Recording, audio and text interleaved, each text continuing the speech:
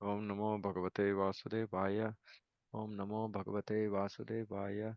Om Namo Bhagavate Vasudevaya.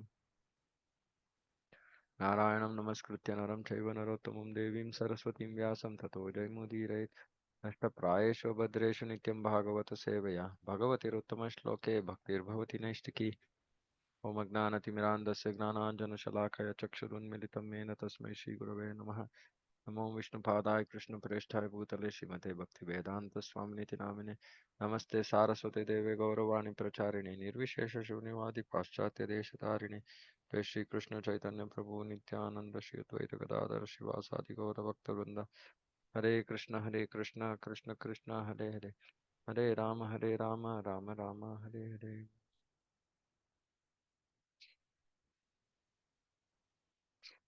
Shrimad Bhagavatam canto 4 chapter 20 verse 17 Maitreya उवाच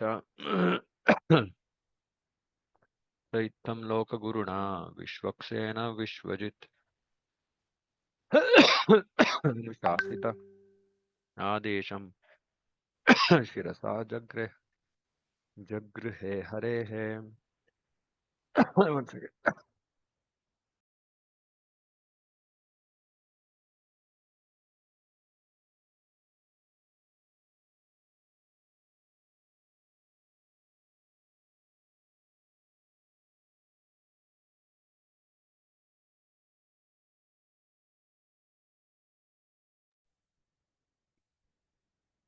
The great saint Maitreya continued, my dear Vidura, in this way Maharaja Prthu, the conqueror of the entire world, accepted the instructions of the Supreme Person of Godhead on his head. Purport. One should accept the instructions of the Supreme Person of Godhead by bowing down at the lotus feet of the Lord. This means that anything spoken by the personality of Godhead should be taken as it is, with great care and attention and with great respect. It is not our business to amend the words of the Supreme Person of Godhead or make additions or alterations, as it has become a custom for many so-called scholars and swamis who comment on the words of the Bhagavad Gita. Here, the practical example of how to accept the instruction of the Supreme Person of Godhead is shown by Prthu Maharaj. This is the way to receive knowledge through the parampara system. So he simply accepted the instructions on his head. Prishantam padayo premna vriditam svena karmana ratakratum parishvajya vidvesham visasarjaha. As King Indra was standing by, he became ashamed of his own activities and fell down before King Prithu to touch his lotus feet. But Prthu Maharaj immediately embraced him in great ecstasy and gave up all envy against him for his having stolen the horse meant for the sacrifice. There are many cases in which a person becomes an offender to the lotus feet of a Vaishnava and later becomes repentant. Here also we find that although the king of heaven, Indra, was so powerful that he accompanied Lord Vishnu, he felt himself a great offender for stealing Prithu Maharaja's horse that was meant for sacrifice. An offender at the lotus feet of a Vaishnava is never excused by the Supreme Person of Godhead. There are many instances illustrating this fact. Ambarisha Maharaj was offended by Durvasa Muni, a great sage and mystic yogi, and Durvasa also had to fall down at the lotus feet of Ambarish Maharaj. Indra decided to fall down at the lotus feet of King Pruthu, but the king was so magnanimous a Vaishnava that he did not want Maharaja Indra to fall down at his feet. Instead, King Pruthu immediately picked him up and embraced him, and both of them forgot all the past incidents. Both King Indra and Maharaja Pruthu were envious and angry with each other, but since both of them were Vaishnavas or servants of Lord Vishnu, it was their duty to adjust the cause of their envy. This is also a first class example of cooperative behavior between Vaishnavas. In present days, however, because people are not Vaishnavas, they fight perpetually among one another and are vanquished without finishing the mission of human life. There is a great need to propagate the Krishna consciousness movement in the world so that even though people sometimes become angry and malicious toward one another, because of their being Krishna conscious, such rivalry, competition, and envy can be adjusted without difficulty. Okay. So, one thing that comes to mind is okay, Indra. uh, was envious. Okay, we understand that. Why was Maharaja Prithu envious? So in this regard, uh, uh, Prabhupada is not um, commented on that, but I'm just speculating. Um, Maharaja Prithu was actually he had a role to play as a king, and so Vedic way of life expects a ruler to actually do sacrifices and show the direction. All part of Varnashrama. So he was just doing his duty, and when it was interrupted, he became angry. Of course, it was not for any personal reason as such. Unlike Indra's reason, which was more like Pruthu was going to take over his position. Pruthu did not have any such um, envy, but still, because there was some disruption in his duty, he seemed to have become envious. Mm, now, but then here it is being said, mm, because both of them were Vaishnavas, but different level Vaishnavas. So we have to understand they were not at the same level. Um, because we understand demigods are mixed Vaishnavas, mixed bhaktas.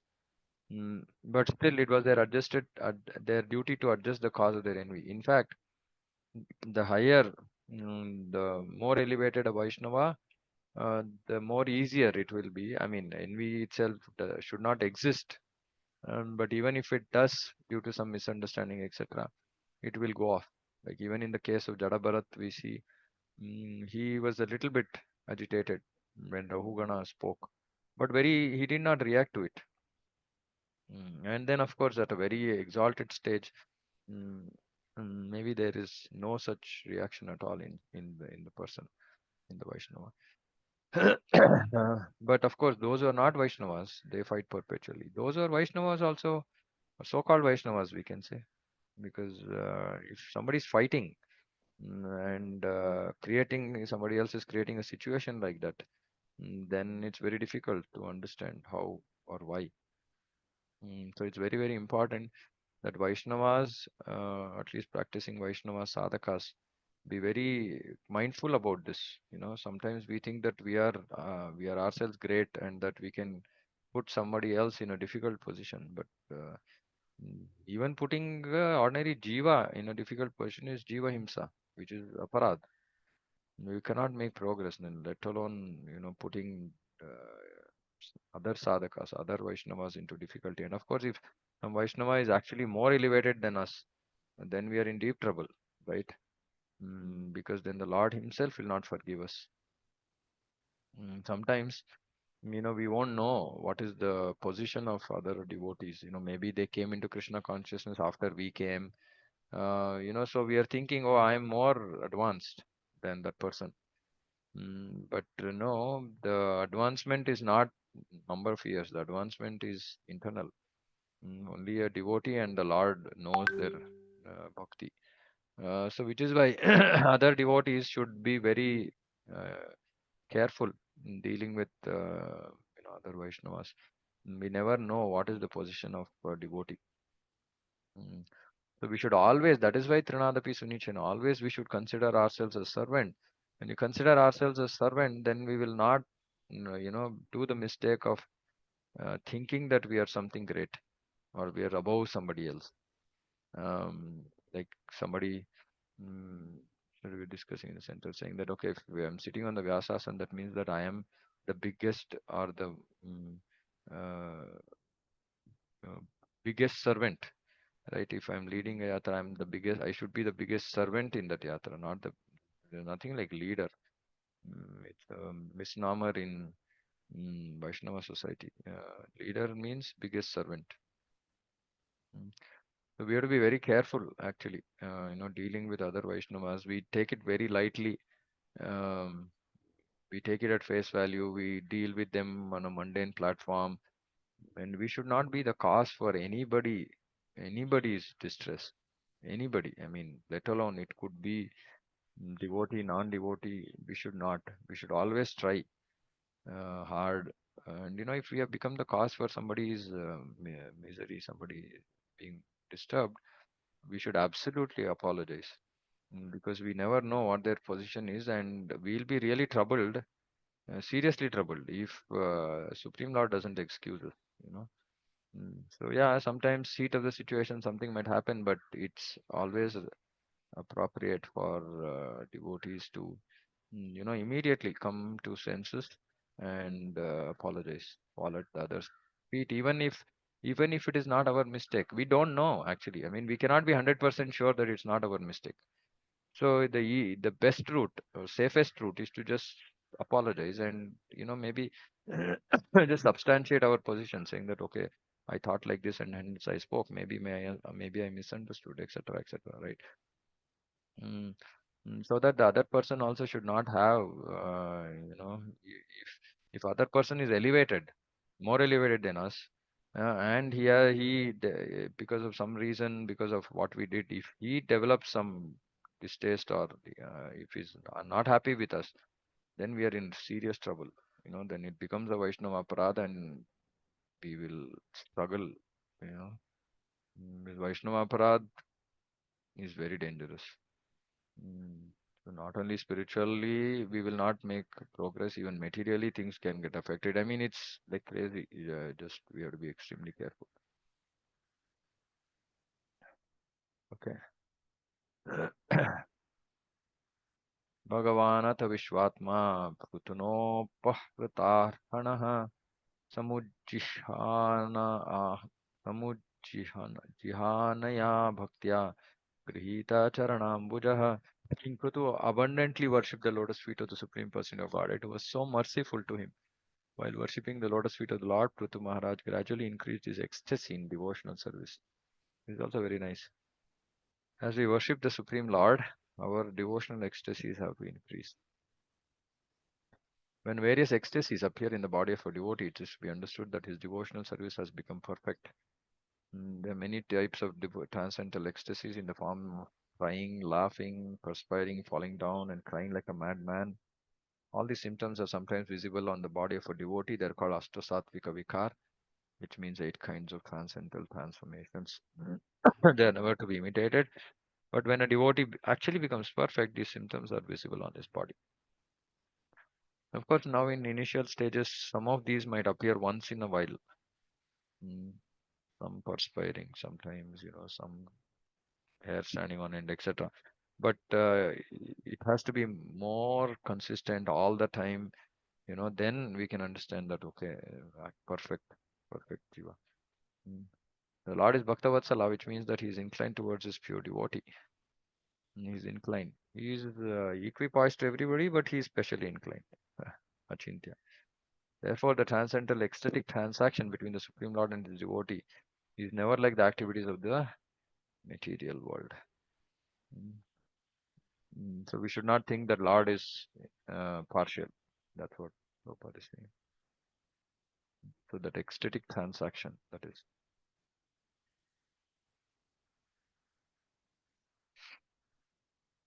प्रस्थानाभिमुखोऽप्येनम् अनुग्रहविलम्बितः पश्यन् पद्मफलासाक्षो न प्रतस् न प्रतस्थे suhritsatam. The Lord was just about to leave, but because he was so greatly inclined toward the behavior of King Prithu, he did not depart. Seeing the behavior of Maharaja Prithu with his lotus eyes, he was detained because he is always the well-wisher of his devotees. So nice. Here the words Suhrit Satam are very significant. The Supreme Person of Godhead is always very inclined towards his devotee and is always thinking of devotees' well-being. Uh, he is always very inclined, always thinking of the devotees' well-being. So this we have discussed multiple times. So anything which happens in the life of a sincere devotee is absolutely mercy of the Lord. Mercy of the Lord. Uh, um, so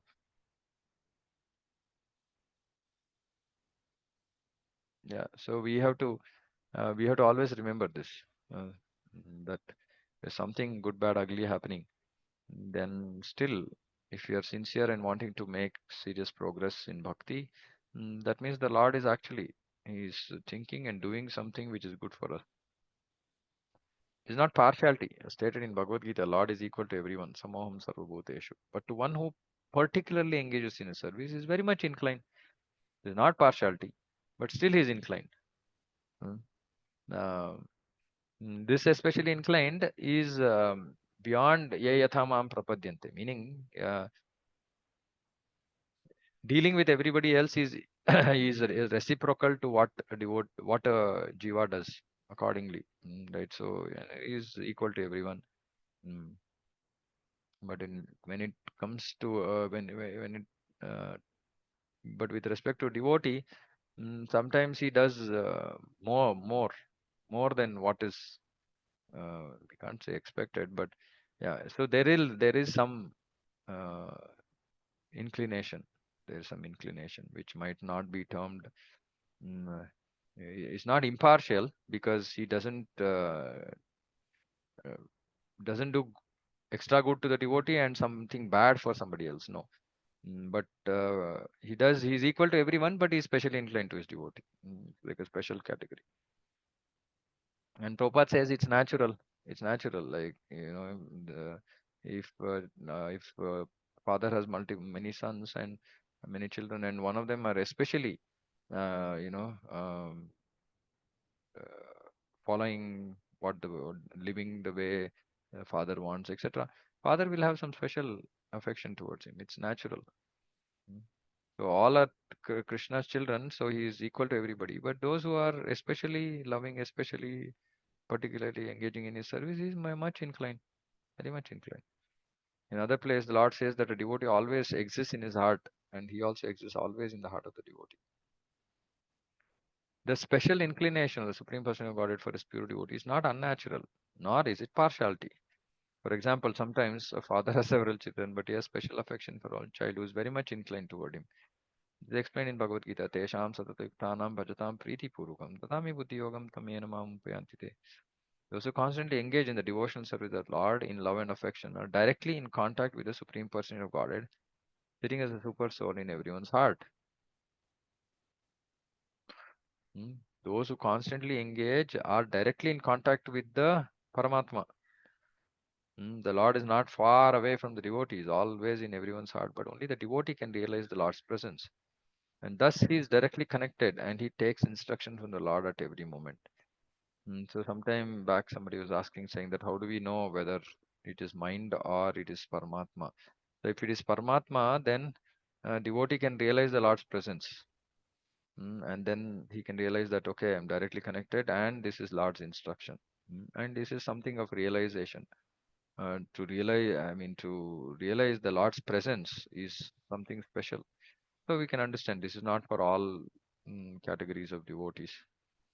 Only when we can realize the presence of the Lord in the heart, that means that, and then whatever we are hearing is now we are hearing from Him. Of course, sometimes the Lord does things, mm, mm, He just does certain things as is required because we are surrendered to Him. Right, so then of course it's not something which is happening within our existence, meaning it's not something, some thought coming to our mind. um, Sometimes also thoughts come to our mind. mm. so it's a so it depends on our surrender to the Lord. So how much we have surrendered, to that extent Krishna will give us directions at times. But for those devotees who actually are dependent on the Lord and they also realize Lord's presence. Um, of course, the devotee is not so much concerned about Paramatma. He is just concerned about Krishna, meaning uh, do devotees think about Krishna being in the heart as Paramatma? No. Devotees just think about Krishna being there as Krishna. Right? Oh yes, Krishna is always there with me. So if somebody has that faith, the Lord will reciprocate. It doesn't have to be only in the form of Paramatma. Mm. So devotee realizes the Lord's presence. Yes, Lord is present. Mm. He's present in the heart also, but he's present elsewhere also, outside also. He's present with me. Mm. And I'm dependent on him, and so he's giving me direction. Mm. But we should be very careful. Like that is why last time I said that we should seek guidance of uh, um, our superiors. when things like this come and we are trying to act on something that some thought process that suddenly manifested in our mind, thinking that it is Lord's instruction. So then we should ratify, double check, saying that is this just my mental speculation, or is this actually Lord's direction? Therefore, there's no chance of for devotees being in error. There's a pure devotee, nor is there any partiality on the part of the Lord for his pure devotees. Yeah, so pure devotee is, yeah, he won't be in error, whatever he does, because it's directly the instruction of the Lord, and the Lord wants something to be done. Like there is no consideration of good or bad when it comes to the activities of a pure devotee, because it's directly coming from Krishna. So, okay, Krishna made Arjuna fight, so it's bad. No, whatever Krishna wants, that's right. It's simple. Uh, so we don't have to dig too much into it. Okay, Krishna wants me to tell a lie to Dronacharya. Okay, I'll do it. Right? So like that. Of course, because then Yudhishthir Maharaj thought for a moment, saying that, oh, how can I tell a lie? So Bhakti Siddhanta Saraswati Thakur says that he had to see hell for that. Mm. So yeah, so we have to understand that this is a pure devotee's position. But of course, if we are not 100% pure, but we are on the process also, and but we are dependent on the Supreme Lord. Sometimes the Lord, when we are working just for His pleasure, for the pleasure of Guru, Acharya, etc., Lord reveals, Lord gives instruction. Mm. But yeah, we have to be very careful about our mental speculation versus Lord's instructions. स आदिराजो रचिताञ्जलिर्हरिं विलोकितुं शकद् नाशकद् अश्रुलोचनः न किञ्चनोवाच स बाष्पविक्लवो हृदोपगुह्यामुम् अधादवस्थितः.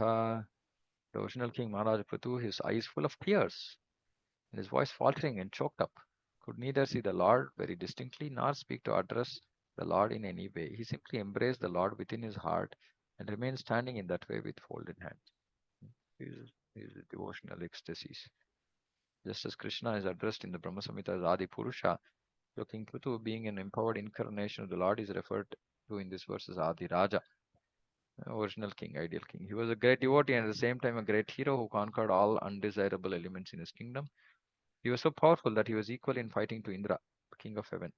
He gave protection to his citizens, keeping them engaged in pious activities and devotion to the Lord. So this is what a ruler needs to do: engage people in pious activities and devotion. He did not collect a single cent of taxes from the citizens without being able to give them protection from all calamities. The greatest calamity in life is to become godless and therefore sinful. If the state head or king allows the citizens to become sinful by indulging in illicit sex, intoxication, meat eating, gambling, then the king is responsible and he has to suffer the resultant sequence of reactions for the sinful lives of the citizens, because he levies taxes on them unnecessarily, because he is not giving the required facility. So he's levying taxes unnecessarily. So he has to suffer the resultant sequence of reactions.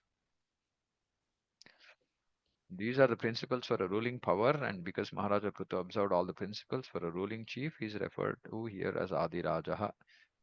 Even a responsible king like Maharaja Prutu can become a pure devotee of the first order.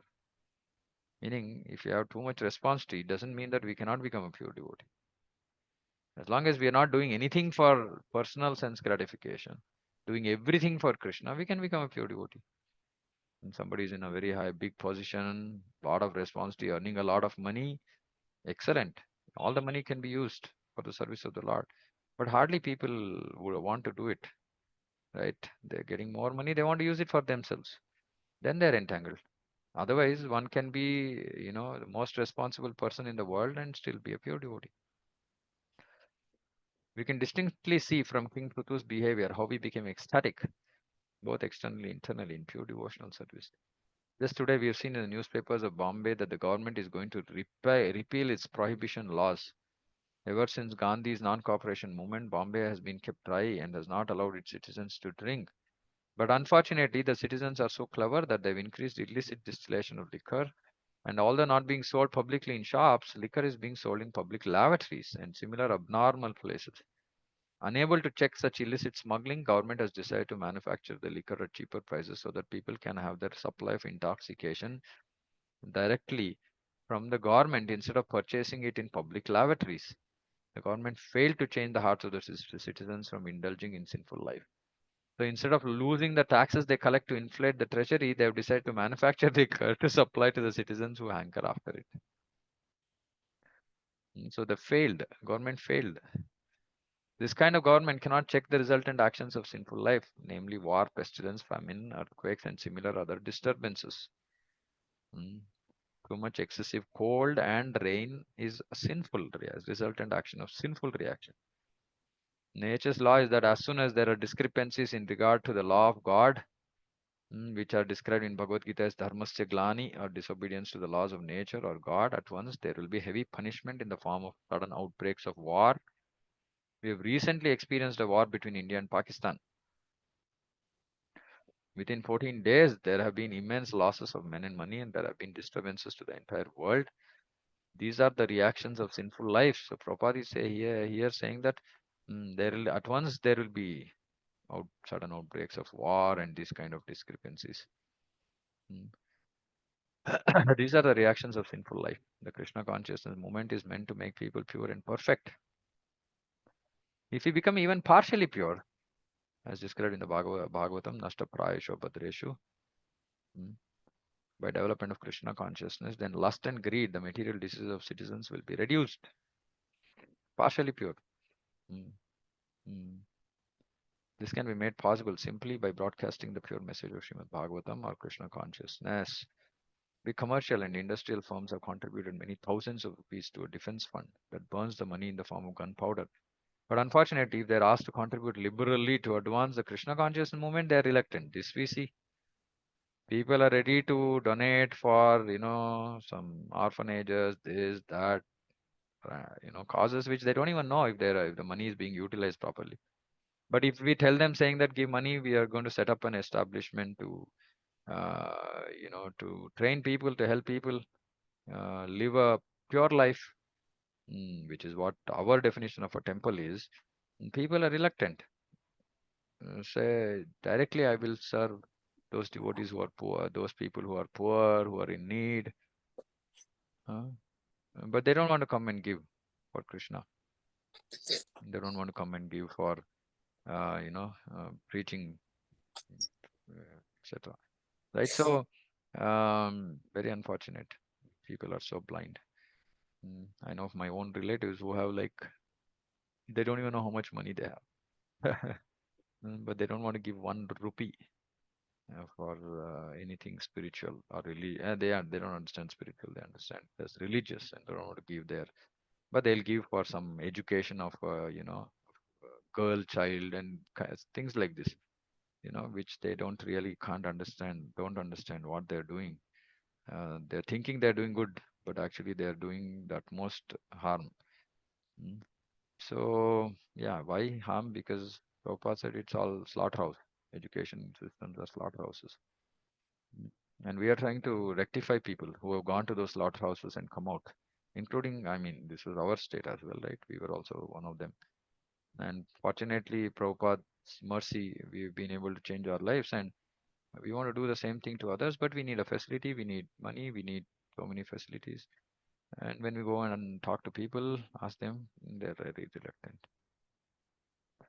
Under the circumstances, the world will periodically suffer from the such upsurges and outbreaks of war, which are the consequences of not being Krishna conscious.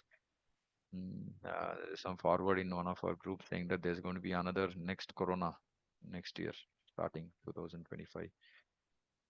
So we don't know what next year is going to have in store. Krishna has his own plans. Yeah, so these things are going to happen more and more. Devotees will be protected for sure. But yeah, we also have to see the suffering around us. Um, and hopefully that's going to trigger more of us to engage in Sri Chaitanya Mahaprabhu's movement and, try to help people. Um, yeah, so I mean, increased suffering in Kali Yuga just shows that sinful life is increasing and increasing and increasing. And what are we doing as devotees? Prabhupada is clearly saying, distribute Bhagavatam, broadcast the message of pure message of Srimad Bhagavatam. Mm, How do we broadcast to people who are not in touch with us? Give them books, give them Srimad Bhagavatam, some or the other, and just tell them saying that every day just read for 10 minutes, 5 minutes, one page. Papa said even one word is going to change their life. So yeah, because it's Krishna himself present in the houses. So the more houses Srimad Bhagavatam enters, the more, the less sinful it's going to become. It's a very easy solution. Mm. But yeah, that requires devotees to go out, devotees to do the this hard work. I, so yeah, again, request all devotees to please make the effort. Let us try to reach Bhagavatam to as many people as possible, as many houses as possible.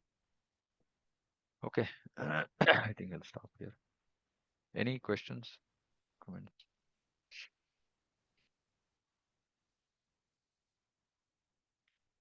Any thoughts? So yeah, not related to the class today, but my experience I'm sharing for some of the devote like houses which I'm going right for Bhagavatam. Yeah. So so people listen to the discourse and then they appreciate, Mm. but at the time of buying, they say that okay, we will let you know, right?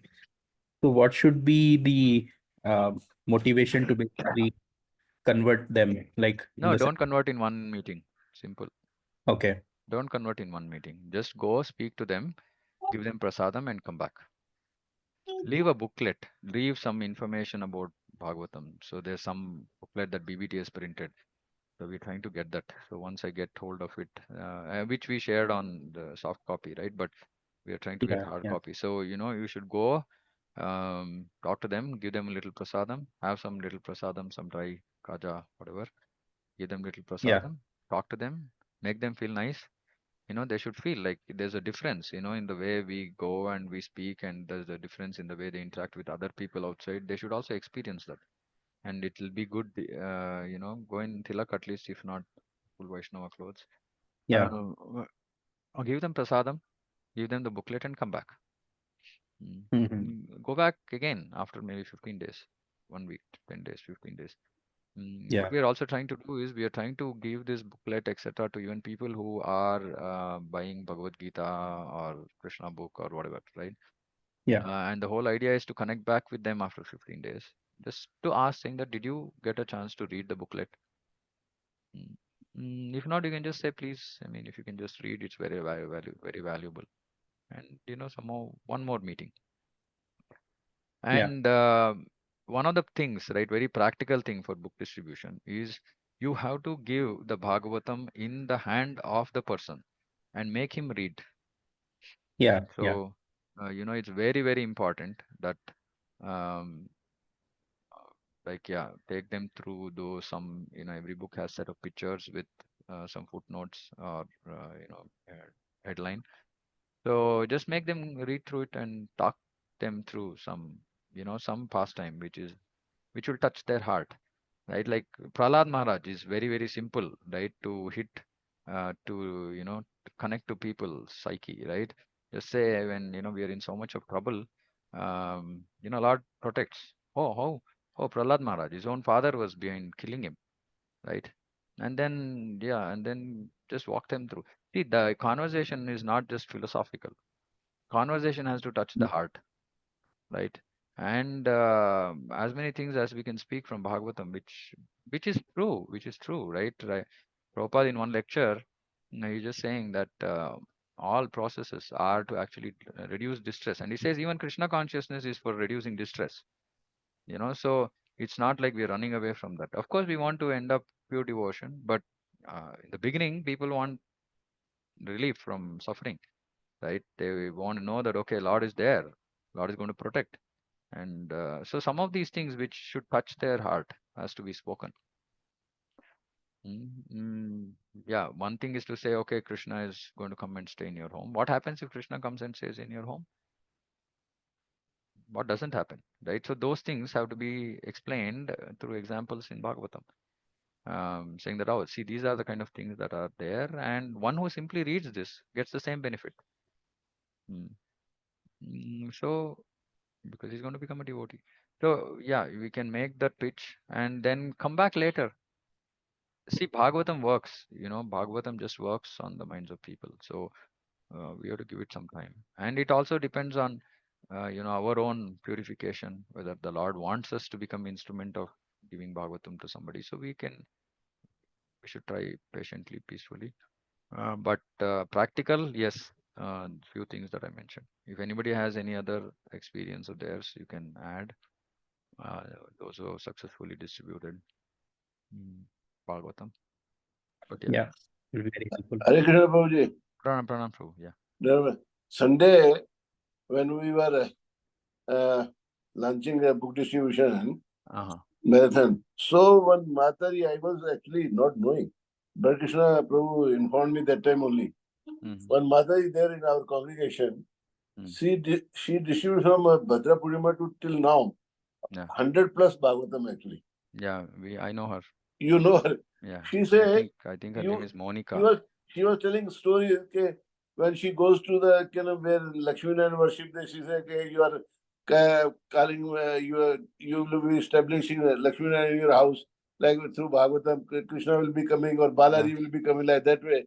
She Yeah. tells actually. And she Yeah. tells a few stories also. One of them I remember, there was used to be big fight, mother-in-law and daughter-in-law. Yeah. And they started reading Bhagavatam together. And she said they informed her later on that our bonding started to stop quarreling actually for work and Yeah. like that. Yeah, actually, we have a separate group across country. Actually, there are a lot of devotees who are distributing Bhagavatam now. Actually, it's across the country, across gurus. I mean, it's just all devotees in ISKCON who are fired up to Yeah. distribute Bhagavatam. And in fact, yeah, I mean, yeah, our own group, we have distributed more than 80 sets in the last 15, 20 days. And this is good story. Like there is daughter-in-law and mother-in-law start bonding after reading Bhagavatam, sitting together reading Bhagavatam. Like that, she was telling few stories like this. Yeah, yeah, many stories are like Yeah, this. yeah, yes. Yeah. Thank you, Prabhu. Yeah, Okay. yeah, Yeah. Prabhu, might be good that if we share these experiences in some, Yeah, it's all there coming on the group where you are part of, Prabhu. So yeah, what comes as Sankirtan story, right? There are some cases where devotees are sharing, some they are not. But see, any which way, I'm making is that yeah, you can think of any adverse situation, and we have cases like where things have turned around. Somebody just I mean, magic is like this, right? People who are meat eaters, etc. They've taken the book, and within 2 months, the person has started chanting. He's given up everything, meat eating, etc. Is following four regulative principles just by reading Bhagavatam. No one person, nobody preached to that person. Just Bhagavatam preached, right? So there are tons of stories, incidents like this where Bhagavatam has changed the lives of people, right? So we can very boldly go ahead and make the pitch saying that it'll change your life. There have been people whose lives have changed, right? It's not an understatement, it's not exaggeration, it's not speculation, and it's a reality, right? So we may have those incidents directly happening to people. I mean, in our own center, one of our devotee, Shamla Mataji, she gave it to her sister-in-law, who was always at loggerheads with her for all the years that sister-in-law had married Mataji's brother. And then after having given Bhagavatam, and then few months, she's like, she's like coming and speaking nicely, and she's saying, "I know that you don't eat onion garlic. Now, today I'm going to prepare, cooked food, which is as per your requirement. I'll offer it to Krishna." I mean, just the Bhagavatam. Bhagavatam entered. She started reading, and in fact, she said, she's not a very educated or kind of person. She said, "I don't completely understand what I'm reading, but I felt that something unwanted left my heart." This was her statement. Of course, they're Telugu people, so she spoke in that language, saying that something that was not good in me left me. That much I can experience, but I don't know really. I mean, if you ask me philosophically, what did I read, what did I understand, I don't know. But something changed. Something happened to Yeah. me, right? So there are like so many incidents of, but one thing I'm telling everybody who's getting mercy of Bhagavatam, saying that please open it, because there are some devotees who have just taken it because some people have just taken it because devotees were very convinced, very nicely convinced them to have a copy, have Bhagavatam at home, but they never opened it. Right, so you just tell, saying that Nityam Bhagavata Sevaya, this is the service you are doing to Krishna, and when you do service to Krishna, Krishna will reciprocate. Krishna will not reciprocate if you are not doing service, and this applies to all of us as well. It's not enough if we just have Srimad Bhagavatam at home. We might be thinking, oh, I also have Srimad Bhagavatam, but nothing seems to have changed in my life. Simple question: are you reading Bhagavatam every day? Are you sincerely serving Bhagavatam every day? If you are not, your life would not have changed. My life's experience, 6 months. I was reading Bhagavatam for 4 hours every day when I was working, and it just triggered me to the next stage of my bhakti. Mm. Now also I'm very agitated because of my own lack of progress. So I'm now going to again rededicate myself to Srimad Bhagavatam, and I'm sure it's going to pull me up to the next stage of spiritual progress. So Bhagavatam is real, right? But it Nityam Bhagavata Sevaya has to happen. Otherwise, we will not ourselves have the conviction, right? What will we go and tell people? I know so many devotees are thinking, yeah, we tell, but what has happened in my life? I can't, otherwise, all of us should have had stories, right? All of us should have had incidents in our own life, because all of us have Bhagavatam, I would assume. The point is, we're not serving it properly. So we should also tell people to serve. And sometimes, of course, even if there are something that has happened, we might not be able to attribute it to Srimad Bhagavatam. But if somebody is daily reading Srimad Bhagavatam, then he or she can experience that change. Mm. So, yeah. So anyway, Hare please Krishna, join. Prabhuji. Hare Yeah, Krishna. yeah. When I used to stay in Punjab, I also first began spiritually reading Bhagavatam only. Maybe Yeah. it was not Prabhupada Bhagavatam, Mm. but my uncle was reading one Bhagavatam of Hindi actually. Mm-hmm. About 800, 900 pages was there. Okay. So I met him in Delhi. He was also staying in a hotel, and I also went for some work still in same hotel next door. Mm-hmm. So we met actually. Then I went to his room. So I saw their Bhagavatam set. So I read few pages, and after reading few pages, I liked that book actually. And I asked him, can I take this? Then he's my nana. Actually, he was my nana. He said, I took this. Okay. Prabhu, you believe that I was reading in train whole night that book actually. And after coming back to home, day and night, actually that 900 pages I finished in 4.5 days actually. And it was so cash to me actually, that kind of Bhagavatam actually. Yeah, so it's so powerful. Thank you for Yes, sharing. yes. Right, so we should somehow, even devotees, Nityam Bhagavata Sevaya, we have to do. We have to do. Right. Okay, anything else? Anybody?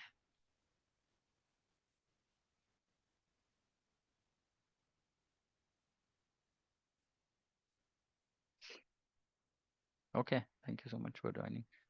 Bhagavatam ki jai, Jagat Guru Srila Prabhupada ki jai, Vancha Kalpatarubhishta Kripa Sindhubhya Jagatana Bhavane Vaishnavibhyo Namo Namaha. Ananta Koti Vaishnava ki jai. Hare Krishna.